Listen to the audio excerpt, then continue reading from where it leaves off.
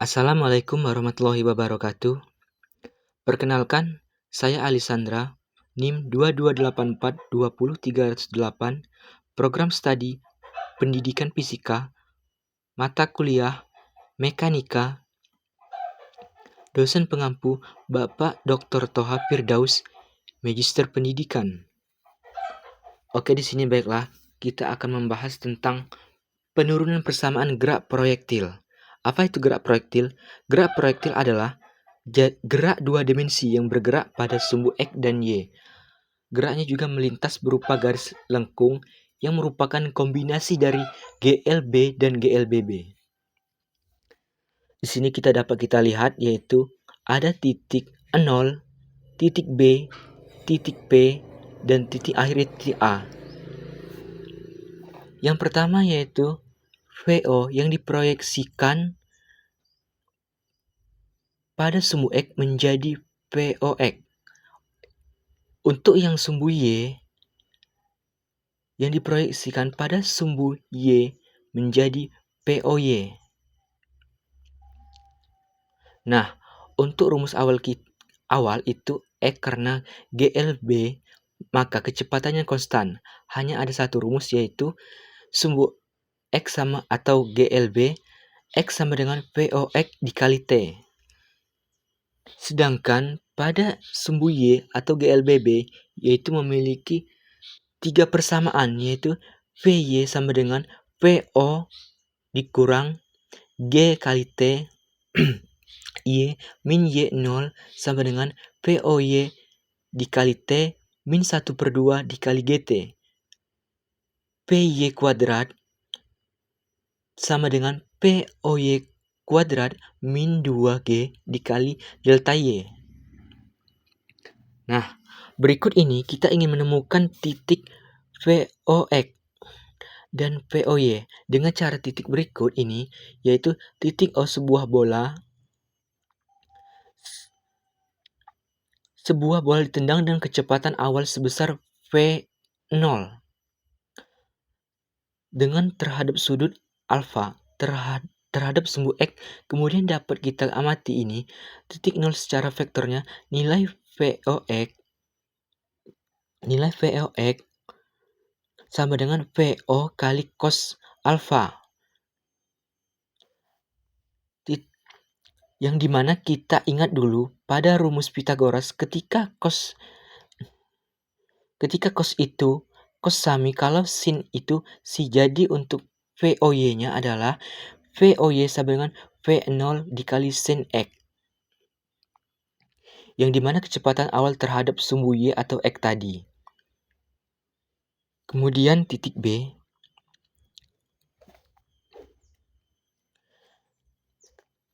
kita namai dulu kecepatan menjadi VVX dan VVY. Karena pada sumbu X merupakan GLB, maka di titik manapun kecepatan tetap sama. Jadi VBX sama dengan VOX, artinya kembali pada rumus awal karena sama dan konstan. Nah, kemudian titik PBY kita gunakan rumus awal di mana PY sama dengan VOY min GT. Oke, kita untuk beralih ke titik P. Untuk sumbu X karena konstan jadi VOX, VOY karena kecepatan ke arah sumbu Y.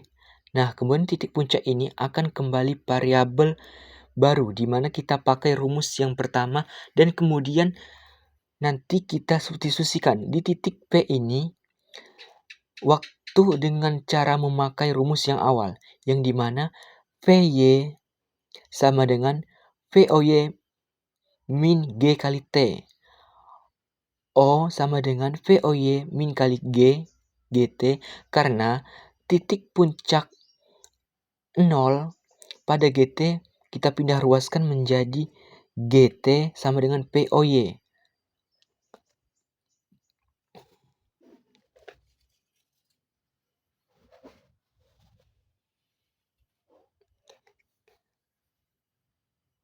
Titik P POY per G sama dengan VO sin alfa per G. Nah, itulah untuk mencari nilai waktu di puncak. Selanjutnya, kita cari hamak. Hamak itu tinggi maksimum dari bola. Itu tadi, tinggi maksimum berapa kita menggunakan rumus yang ketiga, di mana PY kuadrat sama dengan VOY kuadrat min 2Y delta Y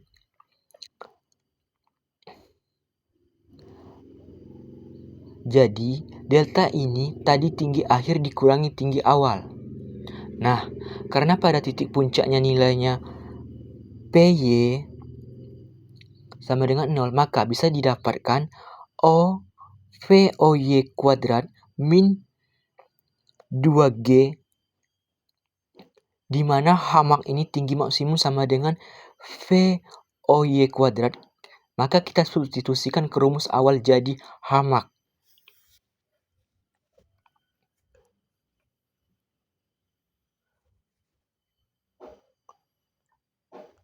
Hamak sama dengan VOY kuadrat per 2G sama dengan VOY kuadrat dikali sin alfa per 2G.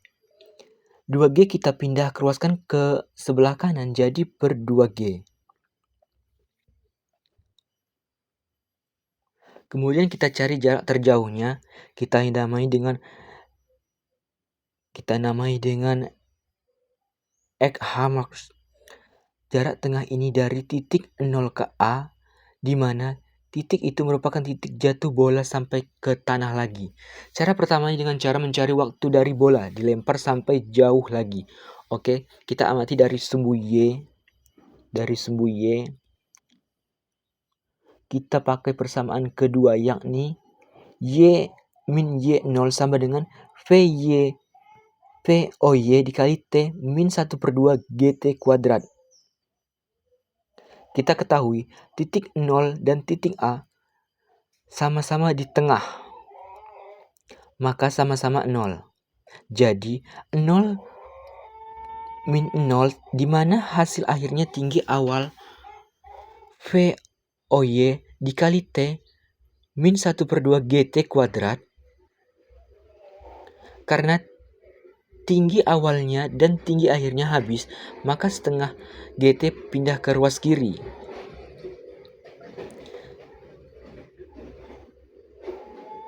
Satu per 2 GT kuadrat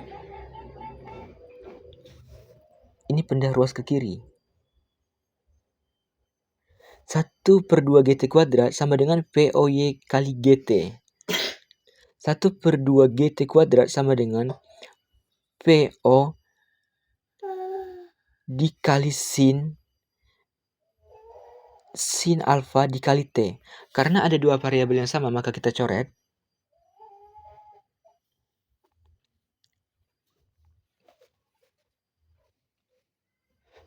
Setengahnya kita pindahkan ke ruaskan jadi TA 2 sama dengan 2 VO sin alfa per G.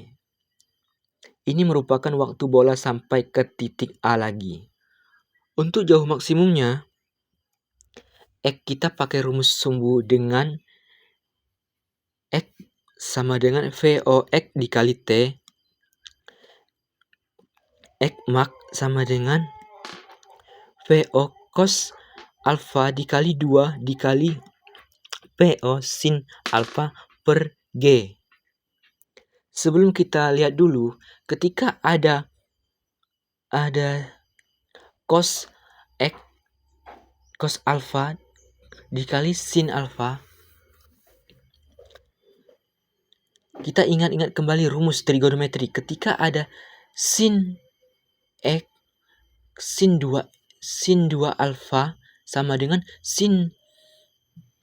2 sin alfa dikali cos alfa.